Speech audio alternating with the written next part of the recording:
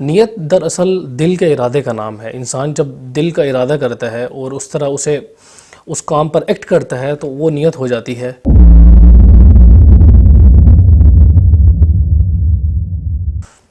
جتنی بھی عبادات ہیں ان سب کے لیے نیت کا ہونا لازمی ہے، اور نیت پر ہی اس کا جو ثواب ہے اور جو اس کا اجر ہے اس کا دار و مدار ہے۔ اسی طرح جو روزہ ہے اس کے لیے بھی نیت کا ہونا ضروری ہے، کیونکہ صحیح بخاری میں روایت موجود ہے، اس میں آپ صلی اللہ علیہ وسلم نے فرمایا ہے کہ انما الاعمال بالنیات، کہ اعمال کا دار و مدار نیت پر ہے۔ تو روزے کے لیے بھی نیت ضروری ہے۔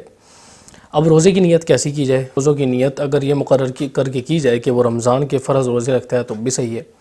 خاص یہ نیت کرنا ضروری نہیں ہے کہ آج 10 تاریخ کا روزہ کوئی رکھ رہا ہے، آج 9 تاریخ کا روزہ رکھا جا رہا ہے، اس طرح کی نیت کرنا ضروری نہیں ہے، بلکہ اگر کوئی فرض روزے کی نیت کرتا ہے تو یہ بھی کافی ہے۔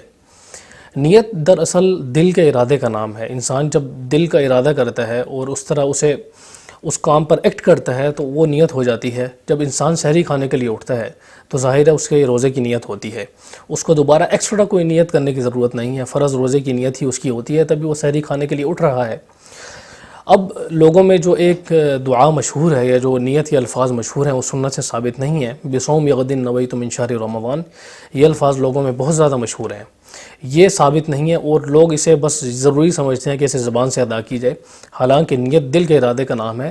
اگر کوئی شخص زبان سے اپنے ارادے کو پختہ کرنے کے لیے الفاظ ادا کرتا ہے تو اچھا ہے، کوئی برا کام نہیں ہے، لیکن اسے نہ تو ضروری سمجھا جائے اور نہ ہی ان الفاظ کو یہ سمجھا جائے کہ یہ سنت سے ثابت ہیں۔ سنت سے ثابت نہیں ہے، بلکہ بعض حضرات نے یہ الفاظ ذکر کیے ہیں۔